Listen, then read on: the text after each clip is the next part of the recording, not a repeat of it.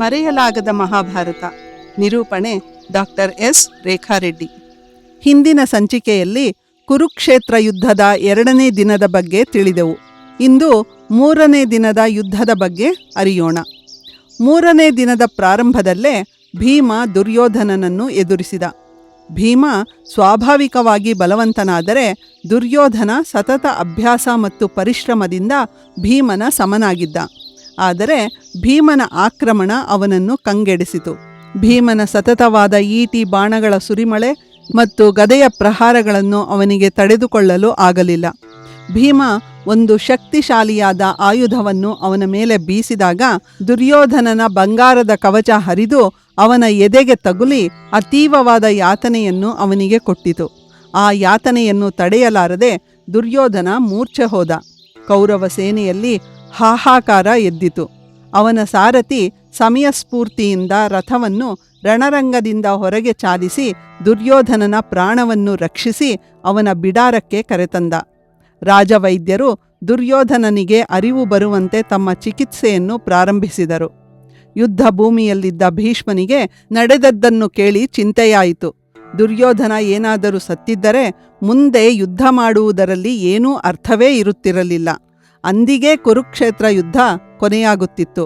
ಕಳವಳಗೊಂಡ ಭೀಷ್ಮ ಕೂಡಲೇ ತನ್ನ ಸಾರಥಿಗೆ ರಥವನ್ನು ದುರ್ಯೋಧನನ ಬಿಡಾರಕ್ಕೆ ನಡೆಸುವಂತೆ ಸೂಚಿಸಿದ. ಭೀಷ್ಮ ಬಿಡಾರವನ್ನು ತಲುಪುವಷ್ಟರಲ್ಲಿ ದುರ್ಯೋಧನನಿಗೆ ಅರಿವು ಬಂದಿತ್ತು. ಭೀಷ್ಮನನ್ನು ಕಂಡ ದುರ್ಯೋಧನನಿಗೆ ತನ್ನ ಕೋಪವನ್ನು ತಡೆದುಕೊಳ್ಳಲು ಆಗಲಿಲ್ಲ. ತಾತ, ನೀವು ಯಾರನ್ನು ಗೆಲ್ಲಿಸಲು ಯುದ್ಧ ಮಾಡುತ್ತಿದ್ದೀರಿ? ನೀವು ಯುದ್ಧ ಮಾಡುವ ರೀತಿಯನ್ನು ಗಮನಿಸುತ್ತಿದ್ದರೆ ನೀವು ಅವರನ್ನು ಸೋಲಿಸಲು ಅಲ್ಲ, ಗೆಲ್ಲಿಸಲು ಯುದ್ಧ ಮಾಡುವಂತಿದೆ. ನಿಮ್ಮಂತಹ ದ್ರೋಣ, ಕೃಪರಂತಹ ಪರಾಕ್ರಮಿಗಳು ನಮ್ಮ ಬಳಿ ಇದ್ದರೂ ನಮ್ಮ ಸೈನಿಕರು ಸಾಯುತ್ತಿದ್ದಾರೆ. ನೀವು ಮನಸ್ಸು ಮಾಡಿ ಯುದ್ಧ ಮಾಡಿದರೆ ಪಾಂಡವರು ನಿಮಗೆ ಒಂದು ಲೆಕ್ಕವೇ? ನಿಮ್ಮ ಈ ಪಾಂಡವ ಪ್ರೇಮದಿಂದಲೇ ನನಗೆ ನಿಮ್ಮನ್ನು ಸೇನಾಪತಿಯನ್ನಾಗಿ ಮಾಡುವ ಇಷ್ಟವೇ ಇರಲಿಲ್ಲ.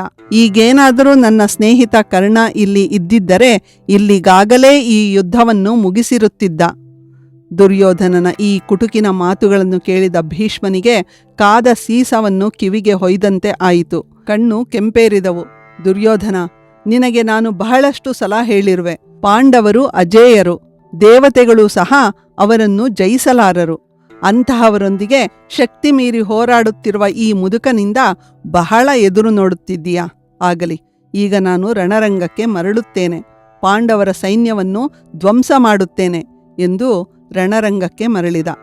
ದುರ್ಯೋಧನನ ಮಾತುಗಳು ಈಟಿಯಂತೆ ಅವನ ಹೃದಯವನ್ನು ಚುಚ್ಚುತ್ತಾ ಇದ್ದವು.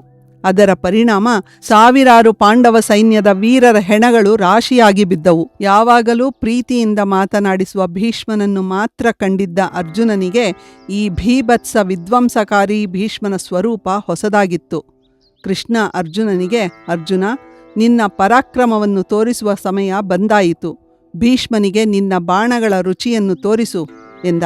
ಆದರೆ ಅರ್ಜುನ ಭೀಷ್ಮನ ಮೇಲಿನ ಮಮಕಾರದಿಂದ ಭೀಷ್ಮನ ಬಾಣಗಳನ್ನು ಮಾತ್ರ ತುಂಡರಿಸುತ್ತಾ ಸಮಾಧಾನದಿಂದ ಯುದ್ಧ ಮಾಡುತ್ತಿದ್ದ.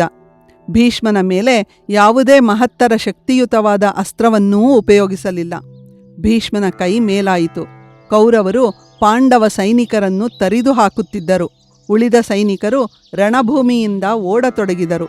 ಇದನ್ನು ಕಂಡ ಸಾತ್ಯಕಿ ಸೈನಿಕರಿಗೆ, ವೀರರೇ, ಓಡಬೇಡಿ. ಯುದ್ಧಕ್ಕೆ ಬೆನ್ನು ತೋರಿಸಿ ಓಡುವುದು ಕ್ಷತ್ರಿಯರ ಲಕ್ಷಣವಲ್ಲ. ಹಿಂತಿರುಗಿ, ಹೋರಾಡಿ. ಗೆದ್ದರೆ ಜಯ, ಸತ್ತರೆ ಸ್ವರ್ಗವನ್ನು ಸಂಪಾದಿಸಿ ಎಂದು ಹುರಿದುಂಬಿಸಿ ಅವರನ್ನು ಮತ್ತೆ ರಣರಂಗಕ್ಕೆ ಬರುವಂತೆ ಮಾಡಲು ಪ್ರಯತ್ನಿಸಿದ. ಕೃಷ್ಣನಿಗೆ ಇನ್ನೂ ತಡೆಯಲಾಗಲಿಲ್ಲ. ಅವರನ್ನು ತಡೆಯಬೇಡ ಬಿಡು ಸಾತ್ಯಕಿ. ಅರ್ಜುನನಿಗೆ ಯುದ್ಧದಲ್ಲಿ ಮನಸ್ಸಿಲ್ಲ. ನಾನೇ ಈ ಭೀಷ್ಮನನ್ನು ಮತ್ತು ಉಳಿದ ಕೌರವರನ್ನು ಕೊಂದು ಈ ಯುದ್ಧವನ್ನು ಮುಗಿಸುತ್ತೇನೆ ಎಂದು ರಥದಿಂದ ರಭಸವಾಗಿ ಇಳಿದು ಹತ್ತಿರದಲ್ಲೇ ಬಿದ್ದಿದ್ದ ಮುರಿದ ರಥದ ಚಕ್ರವನ್ನು ತನ್ನ 2 ಕೈಗಳಲ್ಲಿ ಎತ್ತಿ ಭೀಷ್ಮನ ಮೇಲೆ ಬಿಸುಡಲು ಅವನ ಕಡೆ ಓಡಿದ.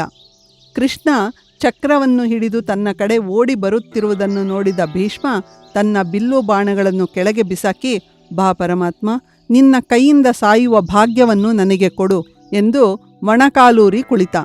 ಅರ್ಜುನನಿಗೆ ಮಂಪರು ಹರಿದಂತೆ ಆಯಿತು. ಕೃಷ್ಣ, ನಿಲ್ಲು, ನಿಲ್ಲು ಕೃಷ್ಣ, ಆಯುಧವನ್ನು ಮುಟ್ಟುವುದಿಲ್ಲ ಎಂದು ನೀನು ಪ್ರಮಾಣ ಮಾಡಿದ್ದೀಯಾ. ನನ್ನಿಂದ ಅದು ಮುರಿಯಬಾರದು. ಇನ್ನು ನಿನ್ನ ಮಾತಿನಂತೆ ಮನಸ್ಸಿಟ್ಟು ಯುದ್ಧವನ್ನು ಮಾಡುತ್ತೇನೆ, ಶಾಂತಿಸು, ಶಾಂತನಾಗು ಭಗವಂತ ಎಂದು ಕೃಷ್ಣನ ಬಳಿ ಓಡಿಬಂದು ಅವನ ಕಾಲುಗಳನ್ನು ಅಪ್ಪಿಕೊಂಡ. ಕೃಷ್ಣ ತನ್ನ ಕಾಲುಗಳನ್ನು ತಬ್ಬಿ ಹಿಡಿದ ಅರ್ಜುನನನ್ನು ಕಂಡು ಕನಿಕರಿಸಿ ತನ್ನ ಕೈಯಲ್ಲಿದ್ದ ಚಕ್ರವನ್ನು ಅತ್ತ ಬಿಸುಟು ರಥವನ್ನು ಹತ್ತಿ ಕುದುರೆಗಳ ಲಗಾಮನ್ನು ಹಿಡಿದ. ಅರ್ಜುನ ಈಗ ರುದ್ರಾವೇಶದಿಂದ ಭೀಷ್ಮನನ್ನು ಆಕ್ರಮಣ ಮಾಡಿದ. ಅರ್ಜುನನ ಬಾಣಗಳು ಪೂರ್ತಿ ರಣರಂಗವನ್ನು ಆವರಿಸಿದವು. ಆ ದಿನವೇ ಯುದ್ಧವನ್ನು ಮುಗಿಸಿ ಬಿಡುವವನಂತೆ ಹೋರಾಡಿದ್ದ ಅರ್ಜುನ ಕೌರವ ಸೇನೆಯ 10,000 ಸೈನಿಕರನ್ನೂ 700 ಆನೆಗಳನ್ನೂ ಕೊಂದಿದ್ದ.